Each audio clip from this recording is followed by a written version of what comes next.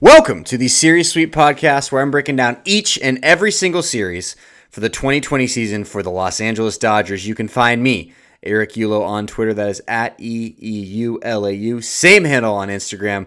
Today's episode, a returning unofficial official sponsor, water. It's Monday. A lot of fun this weekend. Got to hydrate. Got to take care of myself and my body for at least one day out of the week. So unofficially, officially sponsored by H2O. Quick reminder, we do this in about 5-ish minutes. Guys that probably didn't even take the time to watch every single inning of Dodgers baseball this weekend. Shame on you. I understand. You got families, you got lives, you got things you got to do. DVR it, man. I'm telling you, if you can't watch it live, watch it DVR. Anyway, here's the tale of the tape. The Dodgers come back down 3-1 against the Atlanta Braves. It looked dire. And I'll admit, I was down. I was pretty down on this team. I thought there was no way, with the way they were playing, that they could come back and win this series. We did our last cast. I gotta stop saying we. It's just me, and I'm not saying it like proudly. Like, this is it. Like, this is the whole deal. Like, this is my closet. My bed's right there. My girlfriend's lovely work desk is right there. Got an old Kershaw bobblehead. Anyway, it's just me. One-man production. The Dodgers are down 3-1. It looked awful. And capped off, what made it me doubt it all was once again watching the saddest movie you've ever seen that you keep watching, and that is Clayton Kershaw in the playoffs. I was down on them. Don't blame me. I'm born in 91. I'm only 20. I've never seen the Dodgers win it. I've only known them as epic choke artists. So the Dodgers are down and out. Game 4, they got to Kershaw. He gives up 4 earned. The bullpen melts down. Everything is just in the shitter. Even after a Game 3 where the Dodgers put up 11 runs in the first inning, a postseason record. And then the night in Shining Arbor. And there's a lot of stars. There's a lot of players that had a hell of a series to get the Dodgers out of the depths of that 3-1 tailspin. But it's got to be a big part of the game that no one talks about. I think with football, we do a good job of talking about offense, defense, special teams, all three phases. Baseball, it's like bullpen for playoffs. Bullpen, starters, hitters. That's it. That's it. If there's a horrible defensive play, maybe you notice it. But that guy, his name is Mookie Betts. Just checking to make sure he's on mute. Forgot that I'm recording the screen. So this is the first one. This is Game 5.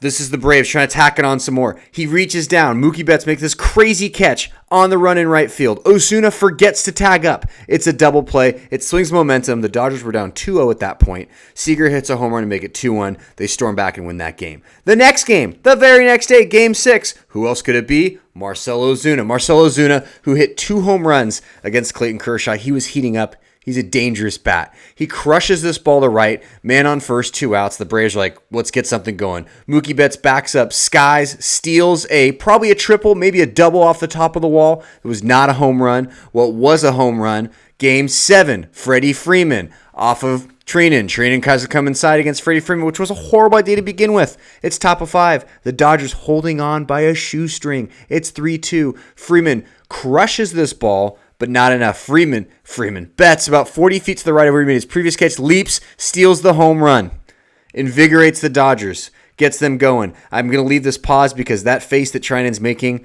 it's something. I don't know what.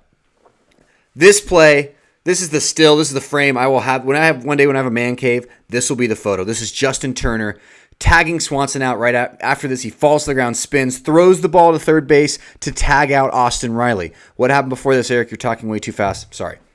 It was second and third. It was 0 outs. 0 outs in Game 7. 0 outs. 0. Top of the 4th. And they hit a grounder to the third baseman. They're in the shift. They get Swanson at third base at a pickle. They tag him out. Austin Riley hesitates and then comes to third too late. He gets tagged out. They get doubled up. They went from second and third, no out, to runner on first, 2 outs in Game 7.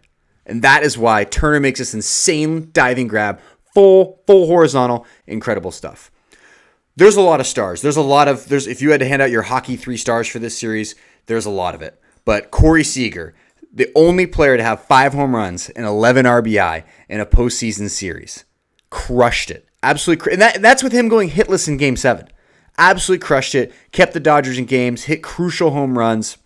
Was a big reason that comeback, even though they fell short. The 8-7 loss in Game 2. He was an absolute offensive monster, and he just set the table for everybody else. He hits behind Mookie Betts. I mean, not enough can be said about Corey Seager. He's one of the guys that reaches potential that we always thought he could reach. Another guy reaches potential, and the guy who could have won the MVP. It's not insane to say in the NLCS after what he did. Here is Julio Urias' playoff stats. 16 innings pitched, a .56 ERA, a .63 whip, a .125 batting average against 16 Ks, 3 walks. The guy we saw in the Giants series in the beginning of the season, that guy is gone. I mean, this Julio Urias has arrived. The fact that Dave Roberts rode him in Game 7 to the win to seal the deal. He didn't screw around. He didn't put in Kenley. He didn't put in Baez. He didn't mess around with Adam Kolarek. He just said, this guy is dealing. For once in my life, I'm not just going to go with bullpen matchups and look at my little spreadsheet, which at times is useful and something you should do, but not all of the time. He used his eyes. He saw how Julio Urias was pitching, and Julio Urias closed it out and got the Dodgers to the promised land. Julio Urias, Corey Seager, Mookie Betts, if we were doing our hockey 3 stars of the game, that is it. And Dave Roberts should get a lot of credit because he gets a lot of crap, most of it deserved. But if you're just gonna bash Dave Roberts that everything that ever happened bad to the Dodgers during his tenure is his fault, okay, you're a miserable human being. But you also need to recognize that what he did in Game 7, how he managed, and what he did to this team to get him back from 3-1. I know there's a lot of veteran leadership there, but what he did cannot go unnoticed. They will meet the Tampa Bay Devil Rays. We missed an Astros-Dodgers World Series reunion in Texas by 1 game. I'm not upset because screw the Astros forever. I was looking forward to this throwback logo. I really was. The Milwaukee Barrelman is up in the same class as this logo, but the original Tampa Bay Devil Rays just makes you want to go find a snapback. Just the old throwback logo. I love the green going to the purple to the orange and then a giant manta ray. I mean, whose idea was this was just ridiculous. The fact that it was phased out in the first 15 years of their franchise existence speaks to that. Let's talk about some actual baseball with the Devil Rays, though. They got Tyler Glasnow, who's a stud. They have Blake Snell, who's won a Cy Young. They have a ridiculously deep bullpen led by Fairbanks, who has 3 saves, closed out Game 7 against the Astros. They have a bunch of bullpen guys you would never even recognize. Some guy whose last name is Curtis. Go look it up. It doesn't matter. All of them know what their role is. Kevin Cash is, for my money, nope, no pun intended. That was horrible. That was actually not supposed to be a pun. I think he's the best manager of baseball. And the Rays are a very good team, a really, really good team. They're the number 1 team with the overall record in the AL. So let's not just, I know we're all swept up in this awesome wave of euphoria because we came back from 3-1 against the Braves. But this Rays team can play. You don't finish with the number 1 record in the AL for no reason. I'm excited. I'm still kind of I can't believe we got to the World Series. They have great bats too. They have Randy Rosarena. They have Brandon Lowe, even though he hasn't hit very well. They got some dudes. Yandy Diaz hasn't gotten going yet, but it's a whole team of guys you don't really know their names, especially with no interleague play this year. And you probably weren't watching that much baseball anyway. But this team can the pitching, the bullpen is the best. Their starters are solid. They have Charlie Morton. I forgot about Charlie Morton, an Astro we can hopefully beat up on this playoffs. It's going to be a hell of a series. I will be checking back in after Game 2 again. Hopefully the Dodgers are up 2-0, and hopefully we don't have to go through just an absolute heartbreaker of a series. Anyway, I can't believe I even said that. I got to wrap this up. Game 1, Clayton Kershaw. That'll be tomorrow. Game 2, no idea. Maybe Dustin May. Probably not as an opener. Julio Urias has thrown a lot of pitches. Gonsolin has looked pretty bad. The official pitcher of the Series Sweep podcast, Tony Smokes, kind of had to wear that one. Sorry, still love him. So Game 3 will be Walker Buehler, who I forgot to mention pitched his absolute guts out and won us Game 6, arguably, too, on top of Mookie Betts' contributions. I can go for another hour, but we got to keep this short and sweet. That's what we do here. So thank you, as always, for watching. Stoked for everyone. Hope everyone had a really, really fun Sunday evening after the Dodgers clinched. Thank you, as always. Please subscribe, rate, review, share with your friends. Go Dodgers.